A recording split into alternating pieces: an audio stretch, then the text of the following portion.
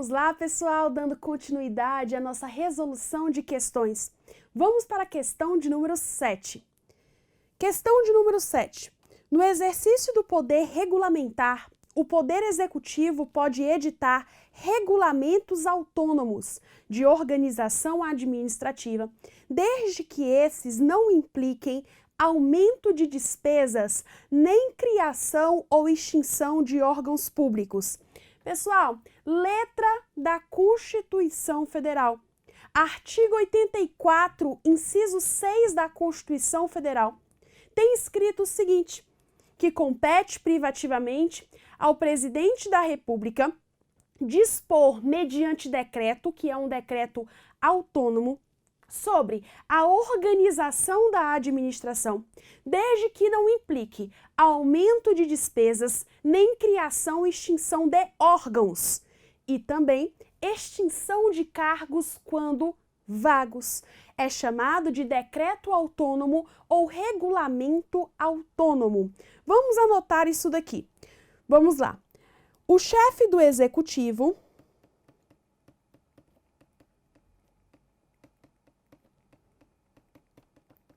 sobre o poder regulamentar, tá? Regulamentar. O chefe do executivo, por decreto, chefe do executivo, por decreto, pode. Aqui, inciso 4.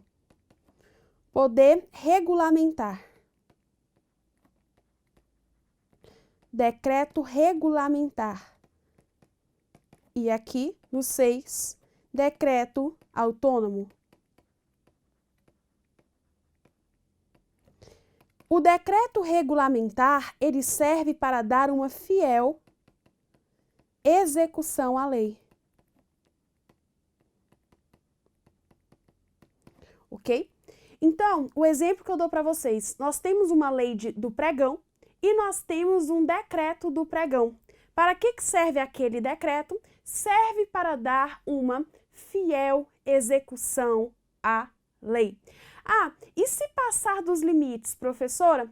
O chefe do executivo passou dos limites. Se o chefe do executivo passar dos limites, o Congresso Nacional sustará o ato se for o presidente da República. Artigo 49, inciso 5 da Constituição Federal. Então, para que serve um decreto regulamentar? Para dar uma fiel execução à lei. E nós temos também o decreto autônomo, que é justamente a questão. O decreto autônomo serve para organizar a administração,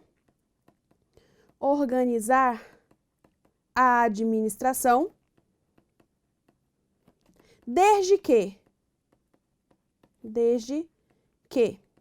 não implique aumento de despesas,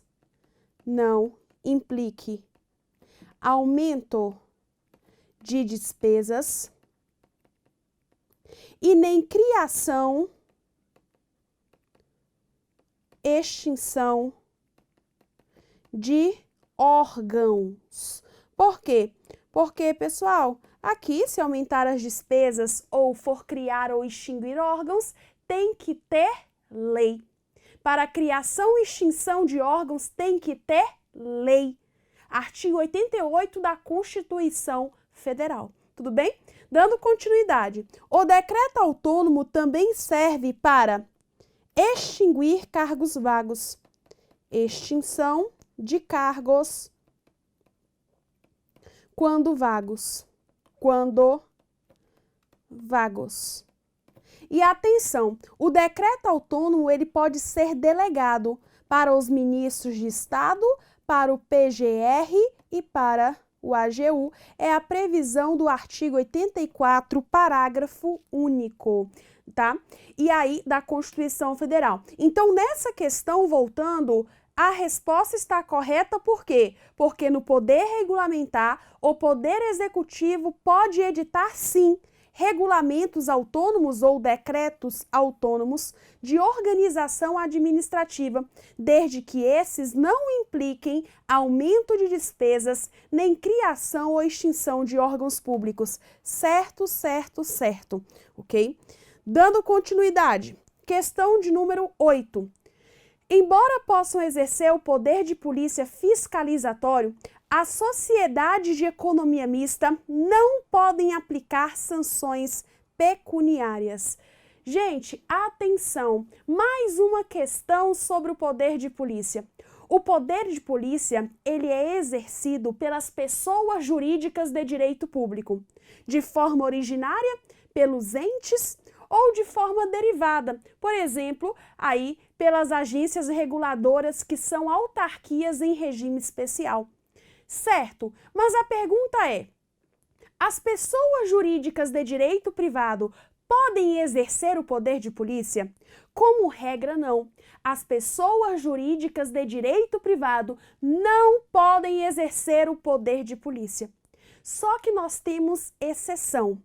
A exceção, segundo o STF, é possível atos de mera execução. Segundo o STJ, que anda caindo bastante em prova, pode delegar o consentimento e a fiscalização. Mas não se pode delegar para as pessoas jurídicas de direito privado a normatização nem aplicação de sanções. Vamos organizar isso? É o seguinte, segundo o STJ, que foi justamente o que foi cobrado nessa questão, nós temos o ciclo do poder de polícia. Nós temos a normatização,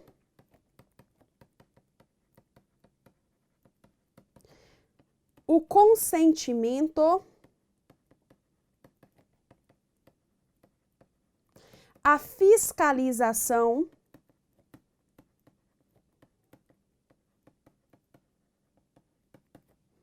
e aplicação de sanções. Certo. O que se pode delegar para as pessoas jurídicas de direito público? Tudo. As pessoas jurídicas de direito público, as agências reguladoras podem normatizar, tá? Aplicar sanções, não tem problema. Mas para as pessoas jurídicas de direito privado, as pessoas jurídicas de direito privado só podem, aqui, exercer atos de consentimento e de fiscalização. Elas não podem normatizar baseado no poder de polícia e também não podem aplicar sanções, certo? Então, atenção em relação a isso daí. Ok, aí nós temos que saber que as sociedades de economia mista são pessoas jurídicas de direito privado. Logo, elas podem exercer o poder de polícia fiscalizatório, mas não podem aplicar sanções pecuniárias. Portanto, a questão está correta.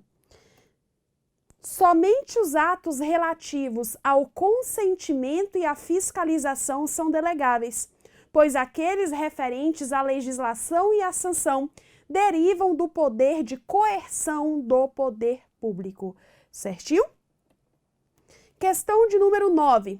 O abuso de poder pode ocorrer tanto na forma comissiva quanto na forma omissiva, uma vez que, em ambas as hipóteses, é possível afrontar a lei e causar lesão a direito individual do administrado.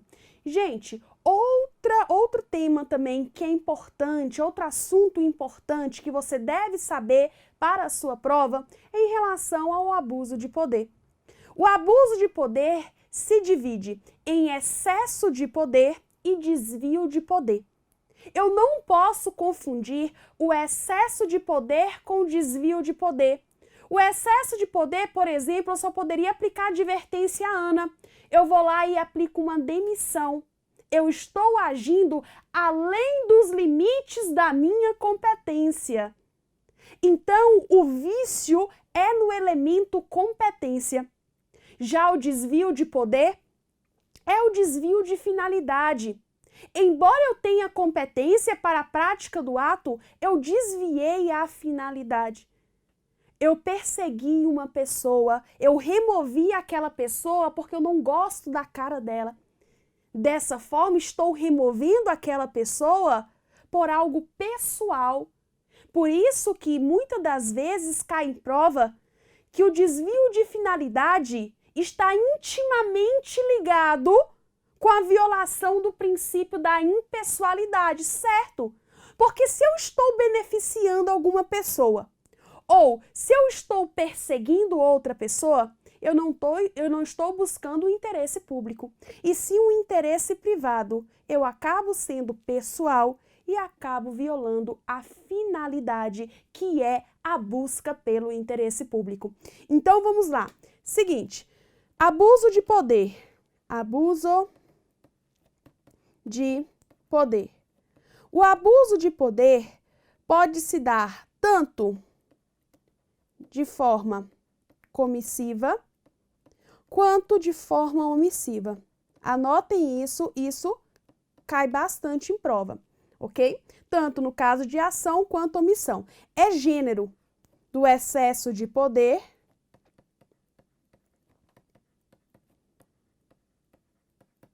e do desvio de poder.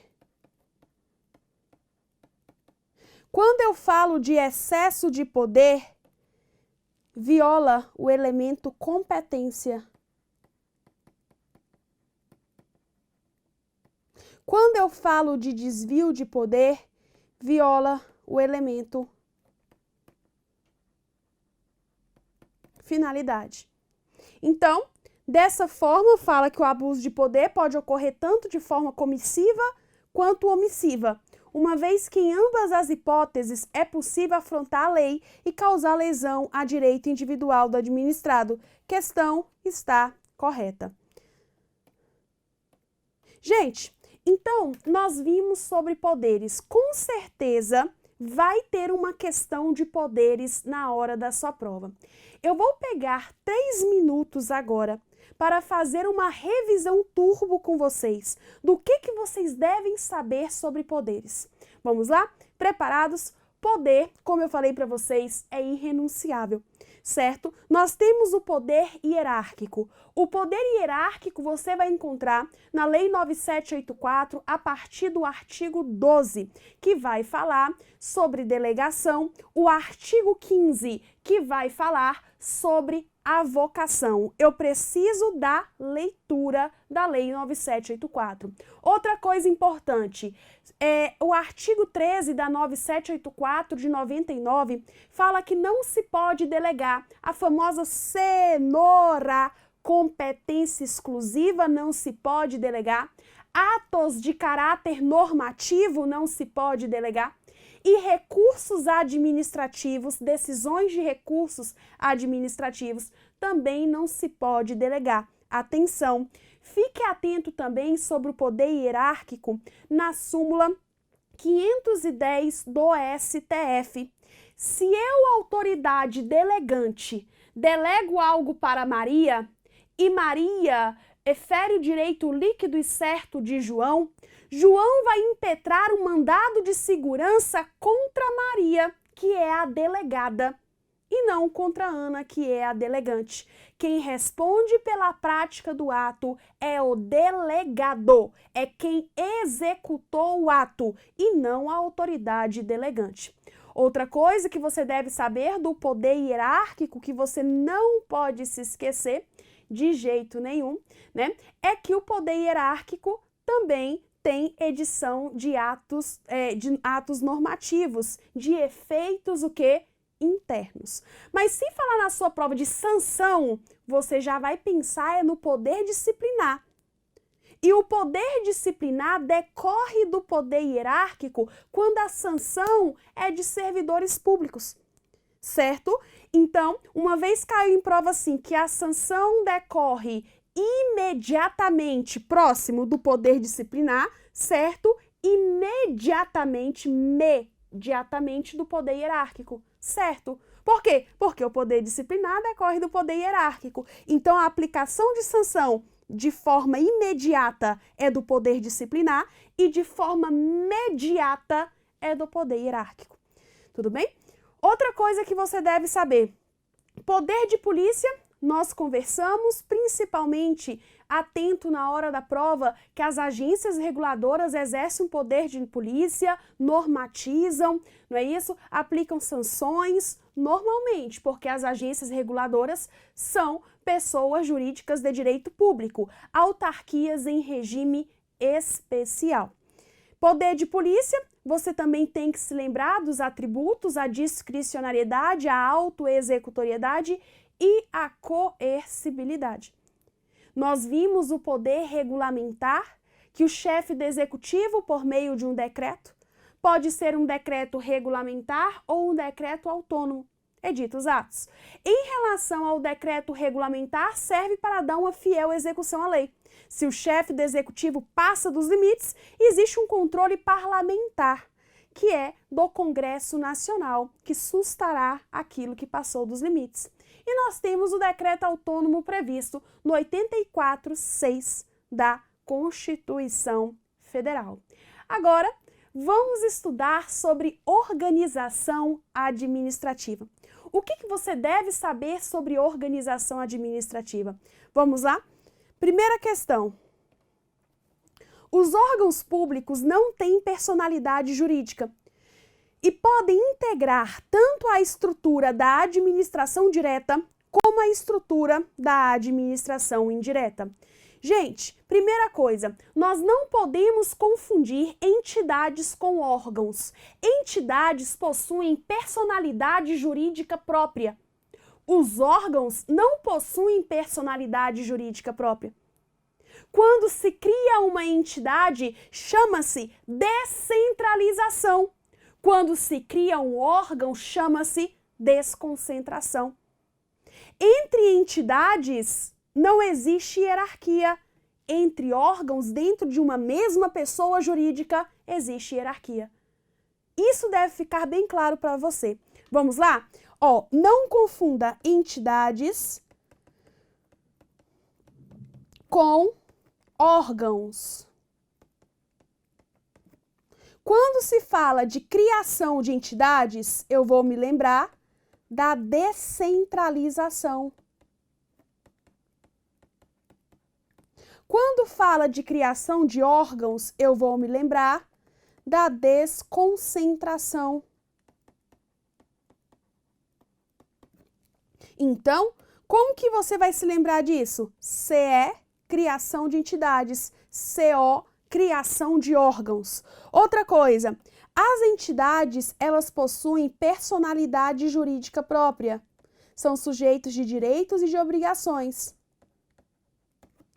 Já os órgãos não possuem personalidade jurídica própria.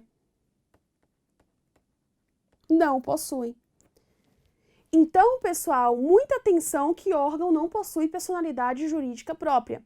Só que alguns órgãos que estão lá no topo possuem personalidade judiciária. Não confunda personalidade jurídica com personalidade judiciária. O que é personalidade judiciária? Personalidade judiciária é sinônimo de capacidade processual. Alguns órgãos podem estar no polo ativo de uma ação para defender os seus direitos institucionais. O exemplo clássico que pode aparecer na sua prova é a súmula 525 do STJ, que fala justamente o seguinte: a Câmara de Vereadores não possui personalidade jurídica, porque é um órgão do município, mas possui personalidade judiciária, podendo entrar com uma ação, estar no polo ativo para defender seus direitos institucionais. Exemplo, repasse de verbas. Às vezes o executivo demora demais para repassar as verbas para o legislativo. Então, a Câmara de Vereadores pode estar no polo ativo de uma ação, certo? Personalidade jurídica não. Alguns órgãos possuem personalidade judiciária, que é capacidade processual, mas personalidade jurídica não, certo? Entre entidades não existe hierarquia.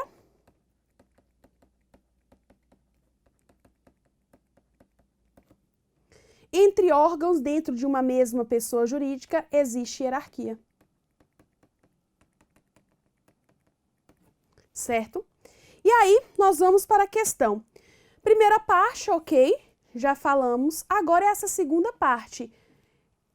Órgãos e podem integrar tanto a estrutura da administração direta como da indireta. Gente, nós temos órgãos não só na administração direta, nós temos órgãos também na administração indireta, nas autarquias, certo? Nas empresas públicas, sociedades de economia mistas, fundações. Então, uma entidade descentralizada pode desconcentrar, pode criar órgãos. Entendam isso. Existe criação de órgãos tanto na direta quanto na indireta. Então, a resposta ela está correta. Questão de número 2. De acordo com a teoria da imputação. O que é teoria da imputação? Chama-se teoria da imputação volitiva ou também teoria do órgão. O que é a teoria da imputação volitiva ou do órgão? Vamos ver.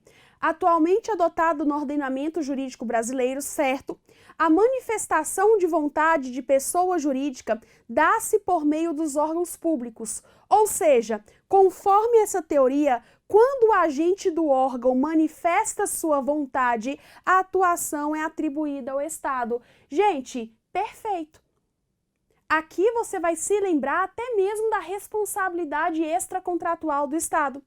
Quando um agente faz algo, quando um órgão faz algo, faz em nome da pessoa que ele faz parte, certo? Por isso mesmo que se um servidor do TRT der um murro na cara de um advogado, neste momento, o que acontece? O advogado não vai entrar contra o servidor, diretamente, né? Porque hoje não pode, pela teoria da dupla garantia, que eu vou explicar para vocês. E não vai entrar contra o TRT, ele vai entrar contra a União. Por quê? Porque o servidor fazendo aquilo no exercício das suas funções, ali imputa-se ao Estado, no caso ali, Estado em sentido amplo, à União. Certo? Então, quem responde é o ente ou a entidade que aquele servidor faz parte. Depois existe uma ação regressiva, mas isso em responsabilidade do Estado. O que eu quero que você saiba agora, que imputa-se à vontade a pessoa jurídica que aquele órgão ou aquele agente faça parte, certo? Isso chama imputação volitiva ou teoria do órgão. Resposta está correta. Próxima questão. A criação de fundações públicas de direito público ocorre por meio de lei, não sendo necessária a inscrição de seus atos constitutivos em registro civil de pessoas jurídicas. Atenção, pessoal, eu acredito que seja essa questão que vai cair na prova de vocês. Por quê? Porque nós tivemos um entendimento jurisprudencial recente sobre isso, ok? Confirmando aquilo que já vinha na doutrina. Deixa eu explicar uma coisa para vocês entenderem a questão de número 3 e a questão de número 4. Primeira coisa, nós temos que ter conhecimento do artigo 37, inciso 19 da Constituição Federal. O artigo 37, 19 diz que lei específica criará as autarquias e autorizará a criação das fundações, empresas públicas e sociedades de economia mista. E aí você me fala, eu deveria ir para o 3719 para acertar a questão? Você não acertaria a questão com 3719. Você acertaria a questão sabendo doutrina. Vou explicar melhor para vocês. Vamos lá. Olha o que o 3719 nos diz. Lei específica. Gente, quando eu falo lei específica, é lei ordinária, certo? Aqui não é necessário uma lei complementar, é uma lei ordinária. Lei específica cria, lei específica autoriza a criação.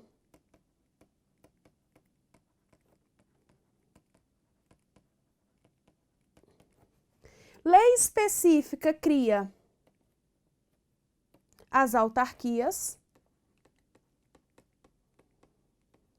Lei específica autoriza a criação das empresas públicas, sociedades de economia mista e das fundações públicas de direito privado, certo? Como assim? Prestem atenção. Nós temos fundações públicas de direito público e nós temos fundações públicas de direito privado. E aí, na Constituição, a previsão que nós temos é em relação às fundações públicas de direito privado.